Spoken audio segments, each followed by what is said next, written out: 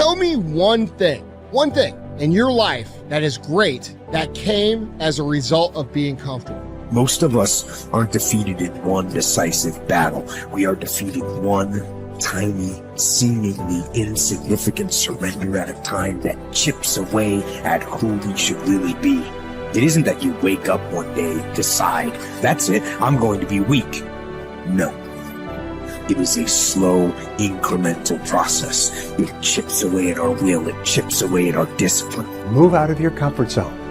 It's the courage to move into your zone of discomfort where you feel awkward and clumsy and sometimes alone. The comfort zone is one of the greatest enemies of human potential and of your potential.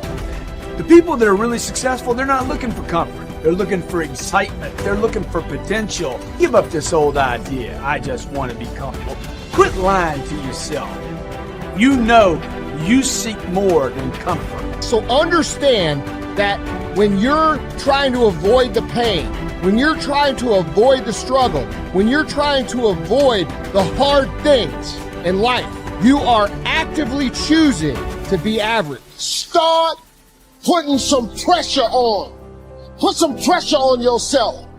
Get out here and get about it. Once you figure out that you're in a race amongst billions of people that live in this world, you're in a race by yourself.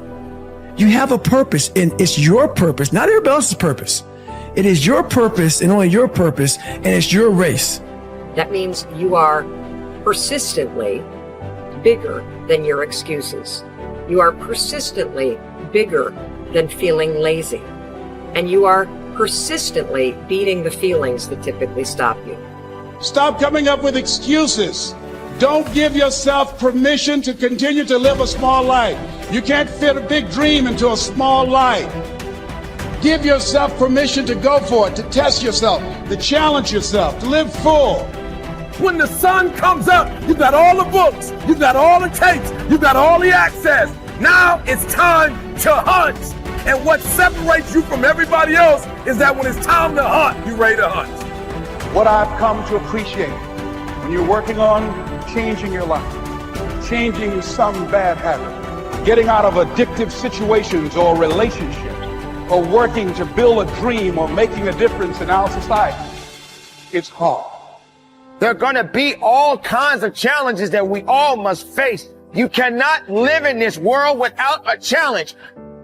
You cannot live in this world without a struggle.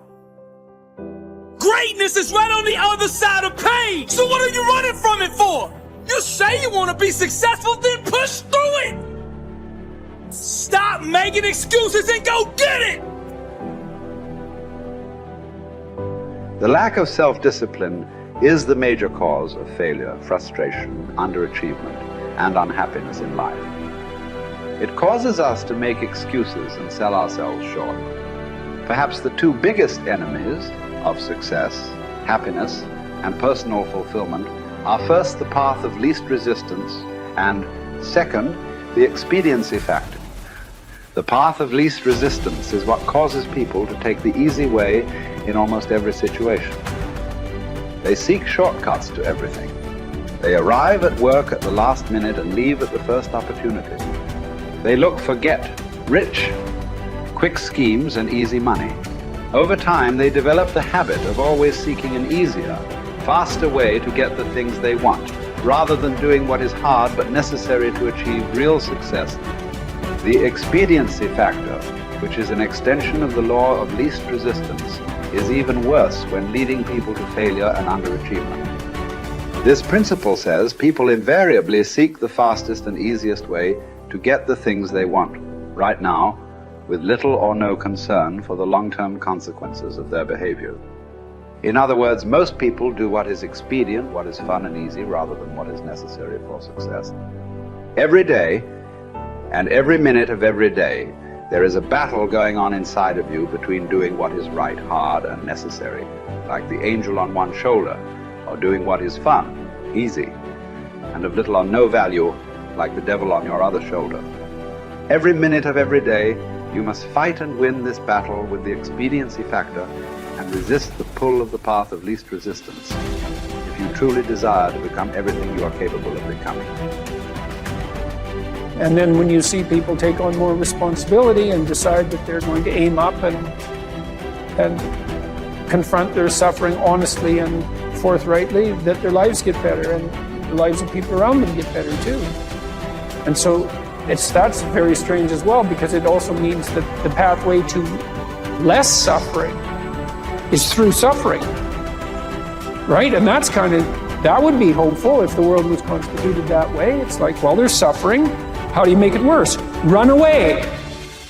How do you make it better? Confront it. Yeah, but it's suffering. It's like, yeah, but it's there. There it is. It's right there. It's a precondition for existence or something like that. And it's like you have something important to do as well. And you confront it, and that's the pathway to transcending it. We need to figure out, like, now, today, what is, the best way to live your life? What is there's got to be ways you can be putting forward the most positive energy. I mean, we know objectively what's causing pollution. We know objectively what's causing birth defects, and we're taking in too much chemicals and not enough vitamins. We know objectively all this stuff. We know how to organize our world, and yet we don't do it. We know how to organize our health, and yet very few people do it. We know all these things. The right path to being a happy, healthy person is to do all the shit that we already know you're supposed to do. Take care of your body, take care of your health, take care of your mind, your stress, meditate, be kind to people. We all know that. I mean, you ask anybody, they know how to get by and to be the most evolved version of you that you can be. I mean, it's not like a magical checklist. If you talk to people about it, you said, okay, here you got a person, you want to improve them, what are the things you're going to do to them? Okay, well, if I was a life coach, the first thing I would say is this guy's got to get on a diet that makes him healthy. I don't mean a diet just to lose weight. I mean just healthy foods in your body. Many, many vegetables.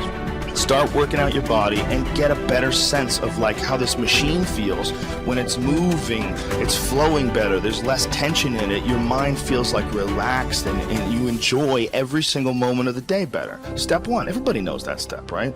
What's step 2? Be cool to people. Be nice to as many people as you can. Smile at as many people as you can. Have them smile back at you. Tip well when you go to restaurants. Just do the most you can. Be as nice as you can and just still manage to not have people walk all over you. Just get through this life as nice as you can. The average human is capable of unbelievable improvement. That's the thing that's my superpower. I don't think I'm special. I just realized in looking at the science that humans actually are capable of this incredible amount of change. It is the strategy that our species took to be able to pass knowledge on through culture rather than having to have everything be instincts. And in having that layer where we can drink in the culture and read books and learn from other people, and even now we're all learning from things that people thought thousands of years ago and wrote down, it's insane. It travels through to you, and all of that wisdom stored in culture, so that as your parents are teaching you things, they're actually encapsulating a ton of the wisdom that is endured, whether it's from religion or books or whatever. You're bathed in a culture that is giving you all of this incredible information. And so recognizing how powerful and potent that is incredibly meaningful. But you have to understand that you have to allow yourself to believe that you can learn from that culture in the same way that everybody else can. And that's what you're designed to do. Now, for me, that completely gave me the confidence, and I put confidence in air quotes because it's not like I believe something specific about myself. I just believed that the human animal is capable of this extraordinary change. And so now I just needed to point myself in that direction. Now, this is the key.